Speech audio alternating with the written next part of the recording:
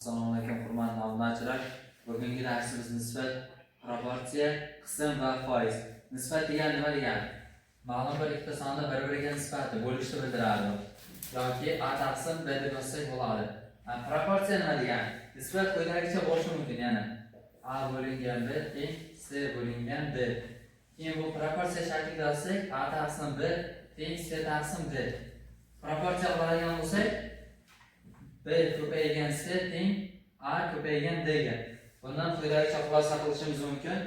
O'rta xatlar ko'paytmasi chekki xatlar ko'paytmasiga teng, ya'ni b ko'paygan c a ko'paygan d ga teng. Qism degani nima degani? Masalan, 1 taqsim 4 qismi deydi yoki 1 taqsim 2 qismi deydi. Xo'p, bizga bitta shu ko'rinishdagi shakl berilgan. Buni 4 ga bo'lib bitta qismini bo'yaydigan bo'lsak, bu 1 taqsim 4 qismi bo'ladi. Agar ikkita qismini bo'yaydigan bo'lsak, 1 taqsim 2 qismi bo'ladi. 3 ta qismini bo'yaydigan bo'lsak, 3 taqsim 4 qismi bo'ladi bu. Qism shunday topiladi. Qism shundan iborat. Foiz degani nima degani o'zi? Foiz 100% da o'lchanadi maksimal. Foiz quyidagicha formulalari bor. Xo'p, bizga masala quyidagicha kelishi mumkin. Mahsulot narxi dastlab n foizga ortib, keyin n foizga kamaydi deydi. Bunda quyidagicha qilamiz. Dastlab a so'm edi, keyin n foizga ortdi,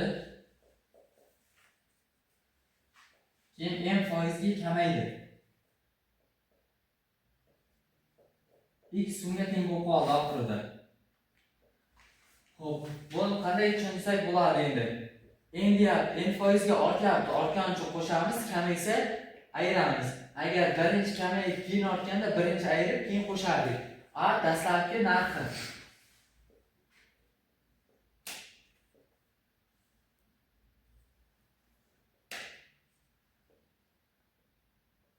A boshlanish narxi, x oxirgi narxi.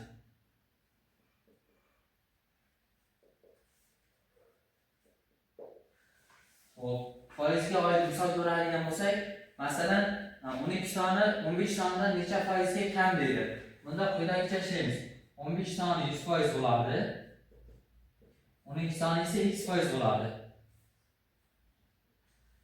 Proporsiya ko'paytiramiz. 15x teng 12 ko'paygan 100. X topadigan bo'lsak, qism 15 bo'ladi. Endi ikkalasini bo'lib qo'yamiz. X teng 120 8 da 80. Demak 80%ga.